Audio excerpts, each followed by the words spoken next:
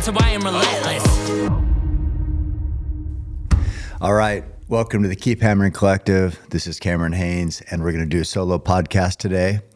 Today's topics, this is a little note for Macy. She does my reel. She's a creative and reel goddess. So Macy, here's the topics. Let's make a cool reel regarding Ben Blankenship, my prison visit, mentioning Jelly Roll. Jelly Roll was I talked to him about kind of my strategy for going and talking to the guys, the inmates yesterday up at the Oregon State Penitentiary. And then lastly, we're going to have a Roy Roth story time. So those are the topics of today. We'll start off with Ben Blankenship. Ben is a runner here in Eugene. He's an Olympian. He's a world record holder. And I've been running, people have followed along. I don't know if you guys follow me on social media. The guys that listen to the podcast, I would assume so. I've been running Spencer's Butte because Pisgah's closed down and trying to get my best time and trying to, just get faster and push harder. So yesterday I was over there with my wife, not really going for a PR, just kind of getting a workout in. We're coming down and here comes Ben Blankenship up the trail. So I stopped and talked to him and I said, hey, so how fast can you get up this? Because I wanted to just see how I can compare. I mean, I told my wife, I said, anytime I think that I'm running well and feeling pretty good about myself, and then I run with somebody like Ben, I instantly think I have no business even calling myself a runner. So point is, I asked Ben, I said, so what's your time up? Where'd you start? This and that. And he's like, I said, did you park down here at the lower parking lot? He's like, well, that's not the lower parking lot. He goes, it doesn't count running the hill unless you start from the valley floor. So I'm up probably about halfway off the valley floor to start my climb up to the top of Spencer's Butte. And he, of course, is one-upping me and probably running much faster also, or again, guaranteed running much faster. He's getting ready for his first 100-miler, and he had done, I think, 3 summits of Spencer's and 1 of Baldy, which is another neighboring peak, all from the valley floor. So who knows how many miles he got in, but probably 20 or 30 with, 3 Spencer summits would be from the valley floor would be about, 4,500 feet of gain, plus the other one, probably 5,000 foot of gain yesterday for him. So props to Ben Blankenship. I know he's going to crush his first 100-miler. I think he told me it was 40-some days or 30-some days out, or maybe 50-some days. We were both counting on doing the Spike Camp. My brother was doing a run on Pisgah on the 28th, but the storm here that we've had sabotaged that, and it was going to be as many summits as you could do in 12 hours. So Ben was going to do that. I planned on doing it for a big push tune-up into racing season. But yeah, so follow Ben Blankenship. He's a badass. He can frickin' run. I think he's qualified for the Olympic trials maybe 3 different times. And I know he went to Rio, but world record holder in the relay. He ran the last leg, I think, of the 1,600 meter relay. So just a stud, under 4-minute miler. Yeah. So we're going to get together and run, Ben. I got a side ache already in anticipation, so that's good. And then next, as I mentioned, I went and talked to the inmates yesterday at Oregon State Penitentiary with Wayne Endicott. This trip was set up by it's called A-Gap Families, and what that is it's a group that helps the children of incarcerated parents. So these kids, their mother and dad, or maybe both, are in prison, and so the kids are, left to fend for themselves essentially. I'm sure there's families stepping in or maybe foster parents, but without their mom and dad, it's, that's a challenge. It's a challenge being a kid just in general, but if you don't have your mom and dad at home, even harder. So this group focuses on helping those kids. They set up this trip. Elijah Wheeler was the contact I made. I saw him over here at Gates Family Tradition Meats when I was dropping off a kill that I had. I was going to get it processed, and he was there too. And so he asked if I'd ever be interested in talking to the inmates. And yeah, I'm I'm always wanting, I mean, to me, it's a huge opportunity to be able to go and hopefully positively influence others, regardless of where that is, whether that's at the bow rack or that's at a sports show or a race or on the mountain, just on an impromptu training run or in a prison. I'm trying to make a positive difference. And so that was my goal. I talked to Jelly Roll about it because, you know, he was in prison himself and he's made such an incredible transformation back into society, which is difficult for inmates. And Jelly Rolls has went from being, and he'll say in his own words, very selfish, you know, a drug dealer, served his time, missed, you know, a lot of life while he was in there, but he got out. Now he's, I think, 38 years old and nominated for a Grammy. So we can learn a lot from somebody like Jelly Roll. And I asked him, you know, we were back listening to him play at the Opry, and I said I had this trip coming up, and I said, do you have any advice? And he says, yeah, just go in there and shoot it to him straight. Just be honest and just be yourself, and yeah, just give him some stories. And so that's what I did. I went in there and I mentioned Jelly Roll to the guys. Of course, everybody loves Jelly Roll, and they know his story. And, you know, specifically his song Save Me was a song a number of the inmates mentioned yesterday. But I went in there and spoke to those guys, and, you know, I can't judge their past behavior or actions. I don't know. I got some backstory after the fact, but face to face, these guys seemed great. Of course, I don't know. Everybody has demons. Everybody makes mistakes. And when I look at some of those guys, it's one mistake. It's one mistake, one bad break. And I can't look down on men like that, because I've been probably in similar situations of some of those guys, and I got lucky. And I can think of, you know, I drove drunk a number of times. I totaled at least one truck and should have probably been seriously injured in that one. Rolled over speeding, hit a bank. It was, you know, should have been it could have easily been a tragic accident. So, but it's self-induced. I got lucky. It was just me. But if I would have drifted, because I do, you know, you look at the tire marks, I drifted into the other lane, overcorrected into the bank, slammed, rolled, this whole thing. If another car would have been coming from the other direction, and I would have hit them, and who knows, family, a person by themselves, whatever, I could have easily killed somebody because I was impaired and I was driving. If that would have been my bad break, I could easily be serving time or have served time. This was, you know, a number of years ago.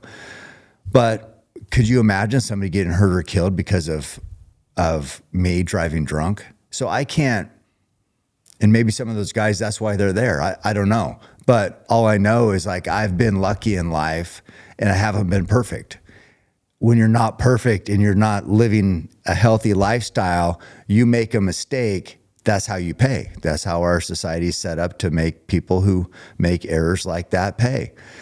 And so when I talk to these guys, man, I know they're clean and sober now because they're serving time.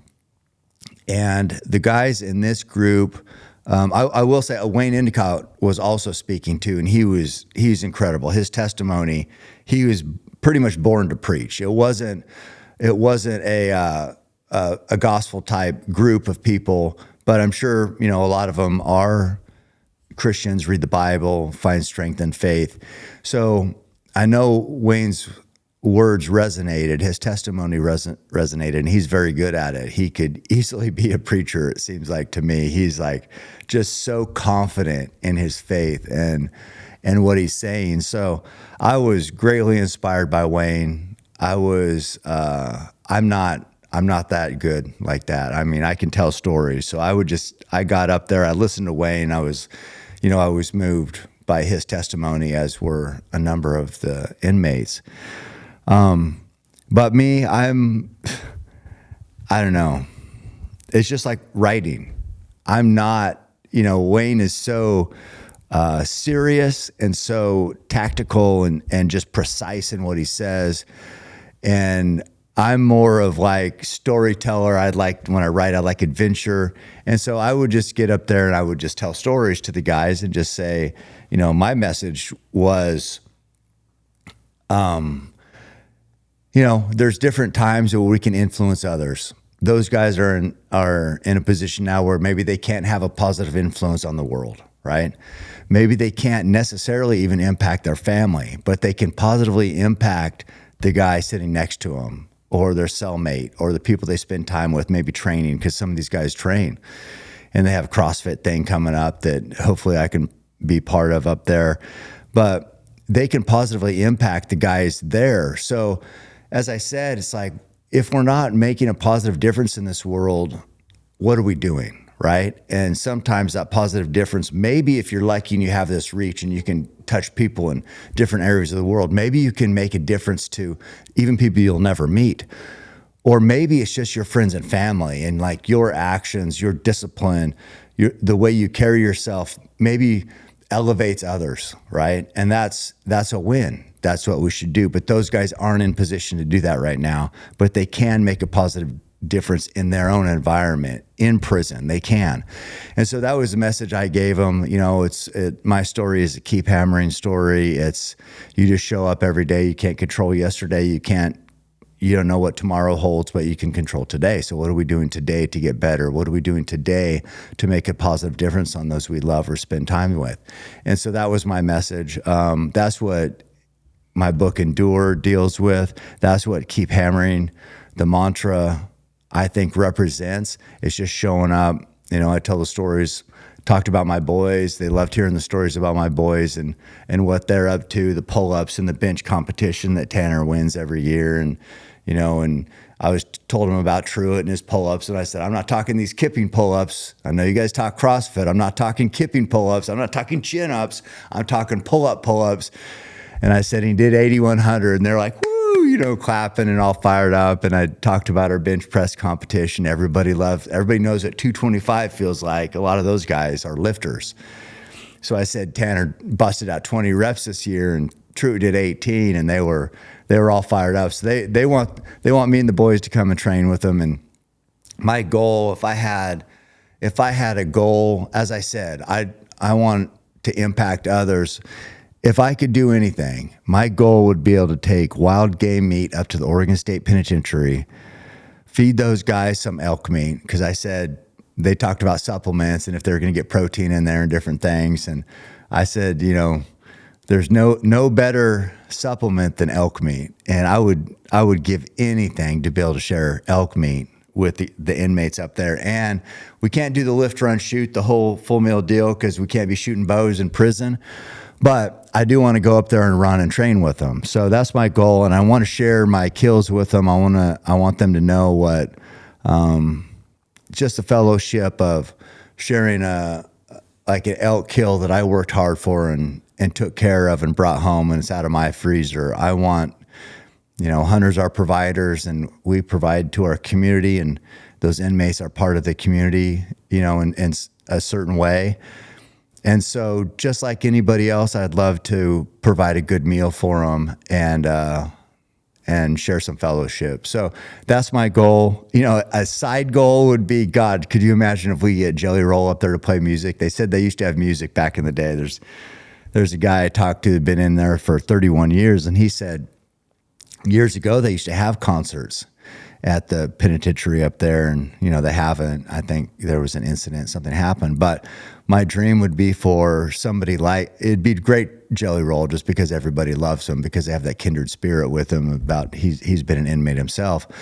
So that would be my incredible dream to just to distract them from their situation for a little bit of time. I mean, hey, everybody needs to serve their penance. Everybody, you make mistakes, you have to pay. That's how life works. But I hope last night was a distraction. I hope last night gave them something else to think about. And I want these other events to do that same thing. I'm not saying that they shouldn't have to pay for the mistakes they made. I'm just saying I would like to be able to give them a little snippet of time to think about something else. Maybe it's music, maybe it's lifting, maybe it's elk meat, maybe it's just good stories. Maybe it's just how can I positively impact the man beside me who also made a mistake. So it was, I don't know. I'm like, I don't really know how to process it other than it was empowering. It was an honor for me. They seemed like great guys. Every person I talked to, seemed like good people. I mean, I don't know. I don't know their past. I know that they're clean and sober now, and looking into clear eyes was, I don't know. I enjoyed talking to the guys. So, yeah, I have a lot of sympathy. I don't want it to sound like the victims aren't suffering. But I just have empathy for people who are both the victims and the perpetrators, I guess, in certain situations. It just sucks. It sucks that there's evil in the world, but it doesn't last forever. So we need to be able to forgive and move on at some point. People pay their what they owe for their sins, and man, I had a good time up there talking to those guys, and I don't know, I haven't been able to stop thinking about it, so I wanted to mention it here. So I don't know, that was my experience there. I want to thank Jelly Roll for his advice, and as I told them up there, he was very selfish, self-admittedly. Now he's very generous, the biggest heart. And also there was two guys who went with us who served an extensive amount of time in that penitentiary, and now they're out, and they're both married, and they're both doing great. So reform does happen, and there are success stories. And two of those guys went with us yesterday, or were in our group. Wayne and I were the only ones who spoke. But there's other guys that used to be inmates, and a lot of the inmates knew them. And, it's a success story. It's good for the inmates to see somebody who's served their time, went out, and now they're successful members of society and they're flourishing. So that's, it gives people hope. I think that's the number one takeaway from it is let's give people hope. I think everybody deserves a second chance, and I think everybody deserves to believe there's hope in this world. So that's my takeaway from it. I want to thank AGAT families for the opportunity to get up there and hopefully make a positive impact on those inmates. And I want to thank Wayne for being such a strong leader, not only in this community, but for everybody else who know him as a herd bull on my Lift, Run, Shoot series. Wayne is, he's an incredible leader. So Herd Bull, thank you. Thank you for everybody who made that possible last night. It definitely enriched my life. So the final part of this solo podcast here is it's going to be story time. Roy and I loved story time, telling hunting stories, or I would write stories about his hunts, and that's what I did. I wrote this story about an incredible hunt he had. This was in full draw bow hunting. This was, the year was, what is the year here? Man, it should say somewhere. Oh, 1999 looks like. So it's been a little while ago. 1999. Yeah, so this story here, let's see, I had it. But this is one of, I think, Roy's best adventures. He was always looking for, a lot of times hunting Alaska is about logistics. And so this trip required, he drew an awesome caribou tag up there, which a lot of caribou tags in Alaska are over the counter. You just buy them. But there are some premium draw areas that just hold trophy bulls because it's managed more for trophies it's not managed for opportunities. So anybody who wants to hunt can go there. It's more managed for trophies. So they limit the number of opportunities, the number of tags.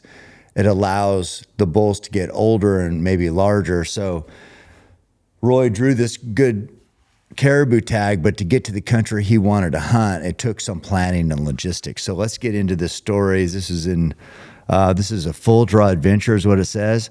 The title of the article is Bows and Bears Don't Mix. So bows is kind of shortened slang for caribou. Bows and Bears Don't Mix, B-O-U. The subtitle is How Quickly Does It Take for Jubilation to Change into Sheer Terror, and how long about as long as it takes a sow grizzly to charge from the Alaskan bush. God. Hopefully I can read the rest of the article better than that. But anyway, you get the gist. So here we go. What on earth could possibly rival the adrenaline rush one experiences when arrowing the new number 2 Pope and Young barren ground caribou? How about facing the prospects of stopping a charging grizzly mere feet from engulfing a loved one? Now, either one of these experiences would cause most of us to suffer an adrenaline overload. But couple these incredible happenings together on the same hunt, and one could probably measure adrenaline levels on the Richter scale. God, luckily I can write better than I can read. So I did write this article, believe it or not. Hey guys, I'm going to tell you something a little personal. I got my labs done by a company called Blokes and found out that maybe they could help me. In order to keep grinding hard, I figured it was time for a check under the hood. Blokes helped me do that. They sent someone to my home for a blood draw. Never seen that many vials. I had a consultation with a clinician to go over the results, and they sent me a 40-page functional report. We went through stress markers, hormone markers, did a full thyroid workup, looked at heart health, and a lot more. We came up with a plan personalized to me based on my biomarkers and my goals. They sent me supplements and therapies to my door. Blokes looks at health differently than any doctor I've ever been to before. It's a proactive approach. It's in-depth. I think they are disrupting the sick care system, and I'm happy to support companies like them. Blokes is doing all they can to keep me hammering day after day. They're offering you 20% off labs if you use code CAM at checkout. Blokes.co/cam. That's blokes.co/cam for 20% off your labs. Ketone IQ is my podcasting superfood. I'm no Andrew Huberman, so talking for hours actually takes a lot out of my brain power, which I feel like Ketone IQ actually helps with. Ketone IQ is a clean energy boost without caffeine or sugar. It increases your blood ketone. I'm not on a keto diet, but by taking Ketone IQ, I can achieve the desired focus and energy for explosive workouts that ketones typically provide those in ketosis. You can find Ketone IQ at your local Sprouts or online at hvmn.com and use code CAM, C-A-M, for 20% off your first order. Yeah, so that's the gist of it. Roy goes up, kills the number 2 caribou. He hardly ever entered anything in the book. This was a giant caribou, and he killed it with his recurve to top it off, and then had this grizzly that charged. So we'll get into it. When my hunting partner, Roy Roth, left for his first caribou hunt since moving to Alaska 4 years ago, I had no doubt he would return with many memorable and noteworthy experiences. You see, Roy and I used to be inseparable hunting partners prior to his big move to Alaska. And if I don't know anything, I do know that when Roy goes afield, he gets results. Although I incessantly poke fun of the carp bow he uses for hunting. That's what I'd call the recurve, because we used to go shoot carp with the recurve. And back when you could bait bears here in Oregon, we'd shoot carp out here at Fern Ridge. It's kind of low water. It'd get warm in the summer, and those carp would come in there and spawn in the spring. And we'd go and kill a bunch of carp, and then we'd haul it out and use it as bear bait because those carp stink. And to get a bear bait going, we'd say we need some stink. And stink just meant rotting fish. You put rotting fish in a gunny sack, maybe 20 foot up a tree where the bear couldn't get it, and then that scent is going to go up and down the valley for miles, or the draw, whatever they're in. And a bear will come, and then we'll have better bait, because the stink only gets you so far. They like the sweet stuff too. But we would rely on carp to get those bear baits going. Well, we used a recurve to do that. I've never hunted with a recurve, so I would make fun of Roy when he switched to a recurve because he's having target panic with his compound, right? So the recurve kind of cured that target panic, because recurve is not the anticipation of hitting the trigger and releasing an arrow. The recurve is much like throwing a baseball. It's just instinct. You just kind of judge. You see what you want to get that ball to like a mitt or whoever you're throwing it to, and you just throw it. Just instinct. Well, that's recurve. So you just pull back and you just shoot with instinct. So it'll correct target panic, and it's not really addressing target panic. It's just like bypassing it. Roy switched to recurve, had great success, and then came back to compound. But that's another story. So get back to the article here. Although I incessantly poke fun of the Carp bow he uses for hunting, a Blacktail Elite custom recurve, and he throws the occasional barb toward my string gun. That's what he'd call my compound. At this time, it was a PSE Carrera is what I was shooting. It was a good bow for back in the day. I respect no one else like I do Roy for his toughness, woodsmanship, and consistent archery success. Roy has been there from the beginning. In fact, as he was the one to get me started in the wonderful world of archery, I reciprocated by prodding him into the extraordinary world of photography. I always love taking photos. So anyway, Roy turned into a great photographer also. Back to the article. I was there when he arrowed his first bull elk. He helped me trail my first bear. You get the picture. If anyone has ever had a hunting partner, Roy was mine and I was his. Sure, we have shared hunts since. There was a Sitka blacktail hunt in Kodiak last fall, the spring bear hunt in the Chugach Mountains of Alaska before that, but now it's more than the exception than the rule than when we share hunting camp. As a result, I now live Roy's hunts vicariously through his stories and photos. I believe the story of Roy's caribou hunt is one for the ages, which has inspired me to put his narrative into written prose. It is as follows. On the inauguration of this hunt, Roy was accompanied by his father, Ray, and 16-year-old nephew, Chris, who would help pack in camp, stay a night or two, then leave Roy for the remainder of his 2-week vigil before returning to help him pack out. Roy did a considerable amount of homework, researching an area that held a good number of Pope and Young bulls that received little or no hunting pressure. Again, he would get further away. That was our key to success on anywhere, even back here in Oregon. We just want to outwork everybody, get to country nobody else wanted to go to, or it was too much effort to get to. So we could have hunting, basically pristine hunting on our own. These animals hopefully hadn't seen many humans, and that was the goal.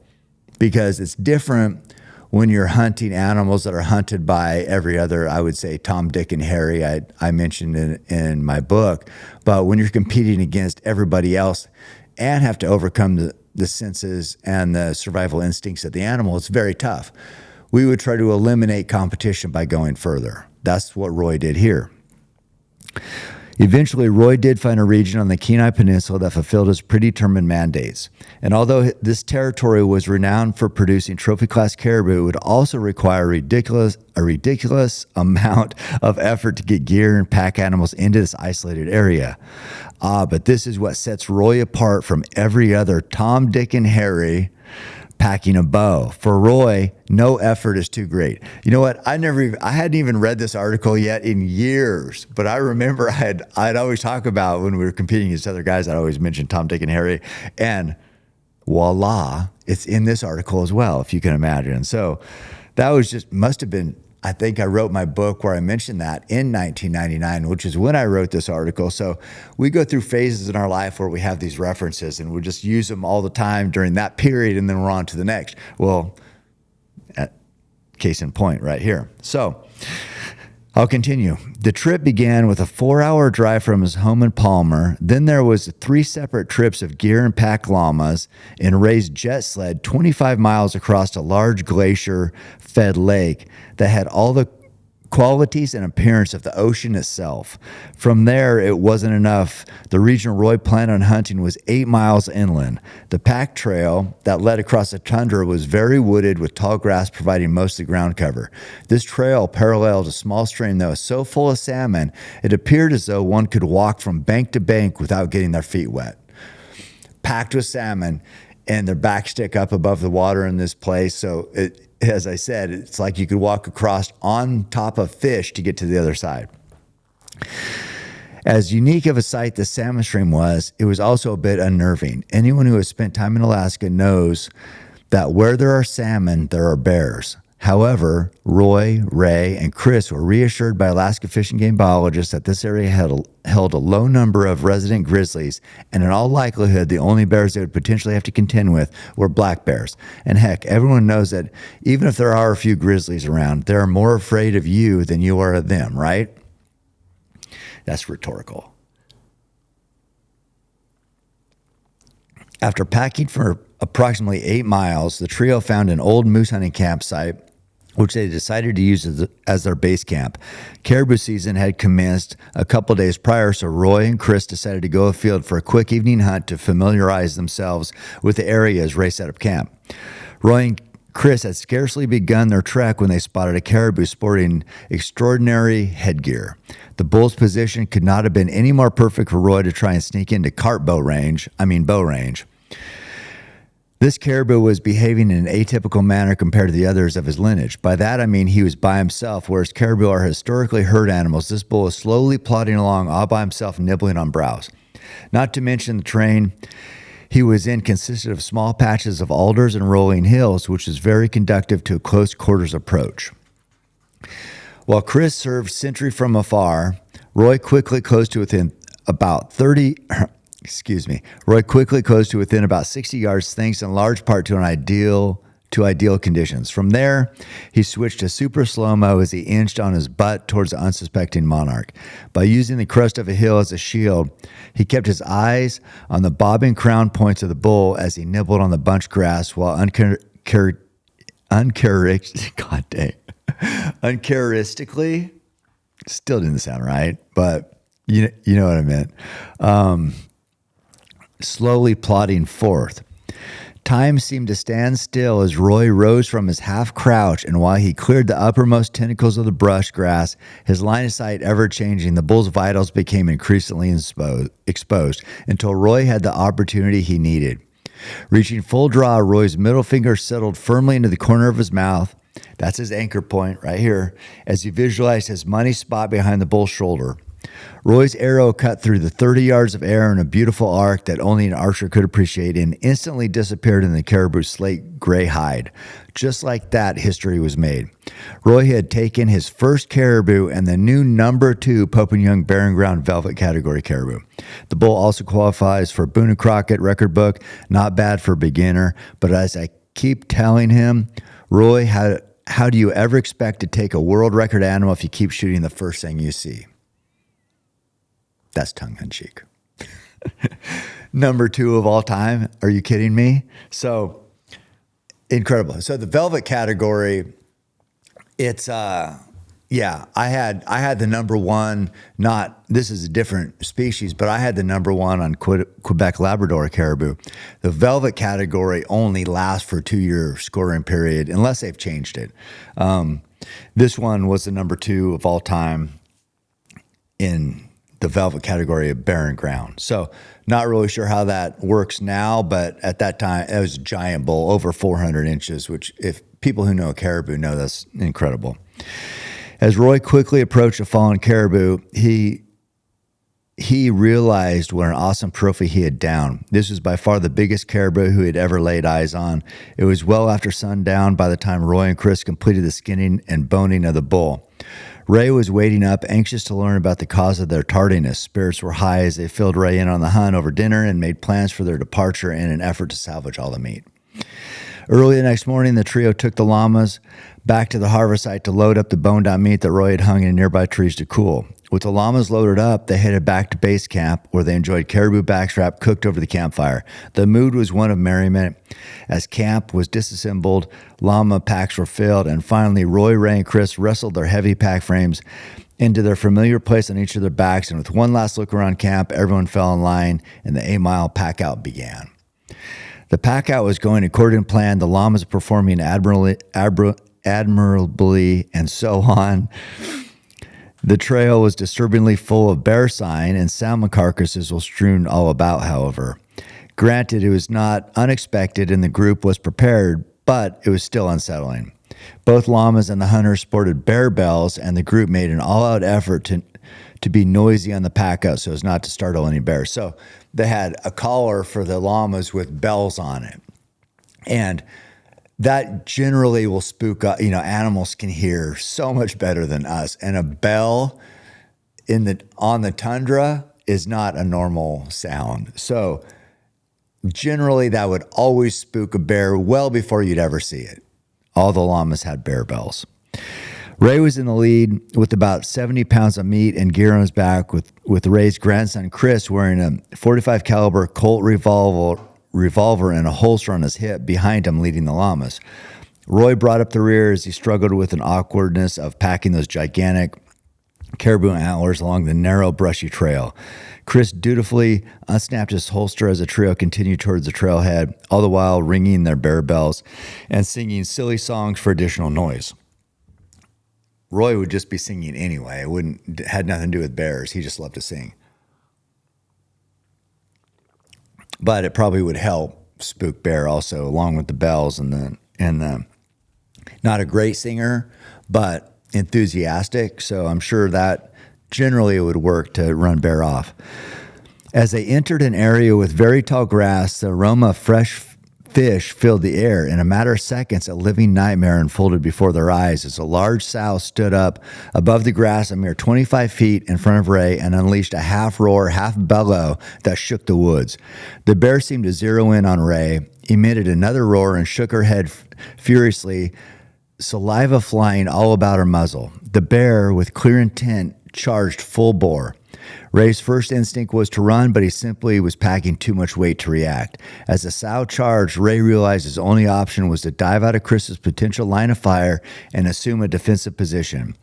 With cat-like reflexes, Chris responded immediately to the charging bear. His first shot missed, but Chris coolly connected with the second shot, the bullet hitting the bear directly above the right eye and exiting behind the left shoulder.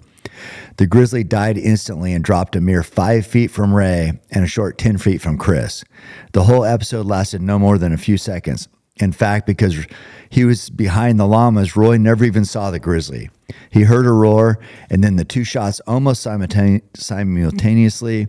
As Roy sprinted past the llamas towards the commotion, his mind raced. He figured that Chris and Ray had run into a black bear, and being ever the cautious ones, fired a couple of warning shots to spook the animal. Needless to say, he was very surprised as he stared incredulously at the aftermath that lay before him. Ray splayed out in the tall grass to the side of the trail, virtually pinned by the weight of his pack. Chris stood slack-jawed with the 45 still spewing a thin line of white smoke from the end of the barrel, and an 8-foot grizzly sprawled out in the trail.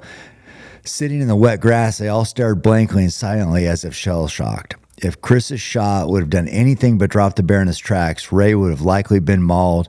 And as anyone who knows anything about this will tell you, dropping the world's largest carnivore in his tracks is truly a rare feat.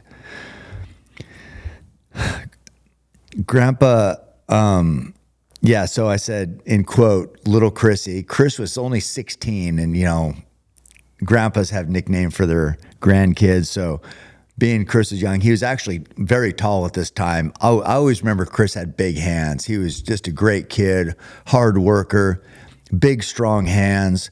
And at 16 years old, can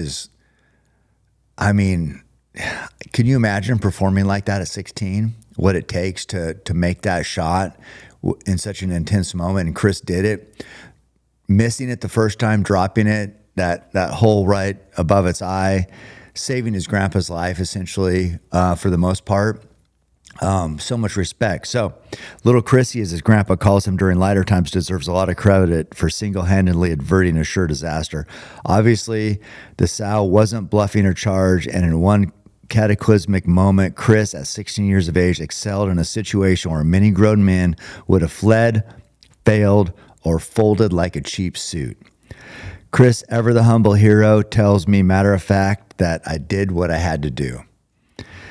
Being a man of strong Christian faith, Ray is convinced that the Lord directed Chris's shot, and he thanks and praised him for protecting him and his family. He is also thankful he has a grandson with a cool head and a brave heart. Incredible story. One of many from Roy's time in Alaska. So you spend enough time in the woods with grizzlies and brown bears and even black bears, you're going to have close encounters, and Roy had a number of them. I've talked before about when I killed my, I guess it was my second brown bear. We had a sow charge just like this, and Roy had to kill her. So it happens. But for a 16-year-old to be able to come up in the clutch like that and save his grandpa, incredible. So, sadly, both Ray and Chris are both gone now. Chris, there was, Roy had cabins that we used to go and stay at and black bear hunt, and going up, one of the cabins was 75 miles up the Big Sioux. And that river is wide. There's a lot of channels on it. Sadly, one time, I had Tanner up there on a bear hunt, and Chris was coming up after we had just left. He was coming up, and a willow.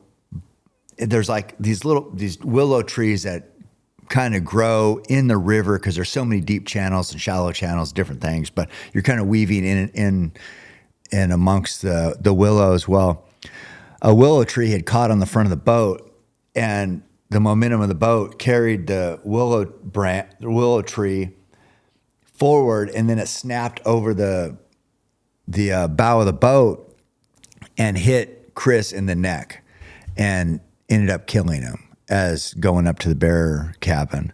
So Chris, this was years after that. I think he was 21 or 22 when that happened, but much too young to die. I mean, I'm thankful he was there for this experience when he was 16 because he saved his grandpa, and Ray is still alive. And that's Roy's dad and Roy's mom, Shirley. They're, doing great. So without Chris there, who knows what would have happened to Ray. So I'm thankful for that. It's, it's bittersweet because Chris was so young, and, relatively speaking, Roy was young when he fell and died too at 49. But you can't explain life sometimes. You can't explain life and death, and that's, it's not for us to understand fully, I guess, all the time. But yeah, I wanted to share that story. I'm going to share more Roy stories on here. And, just because I think they deserve to be talked about. I think Chris, he's been gone for a number of years now. He died before Roy did. And, on Roy's boats, on those jet sleds, they had the memorial for Chris, the dates, when he was born and when he died. And, so we're always trying to honor their legacy. Roy did that when he was still here, after Chris had passed, and we're still going to do that with Roy and Chris respectively. So, tragic loss of both of them. My heart still aches for their families. And, so that's, an incredible story of an amazing hunt that I wrote about with Roy, and I'm going to share more of them here, but that's today's podcast. Hope you enjoyed it. I hope people can learn something from these experiences and these stories, and thank you for tuning in. In the meantime, keep hammering. I'll catch you on the next one. Every step I take, I move my truth. Every time they tell me stop, I use. Every comment, hate that makes my feel. Gather up my energy and boom. I hear them talking, saying the way that I move is so reckless. That is a part of my mind I've been blessed with. Giving my blood, so I am relentless. My fault, they want someone to blame. They sent their hate, it fuels my pace. I am Roy Tough, I am the change, the few endure. Feeling like Cam Haynes.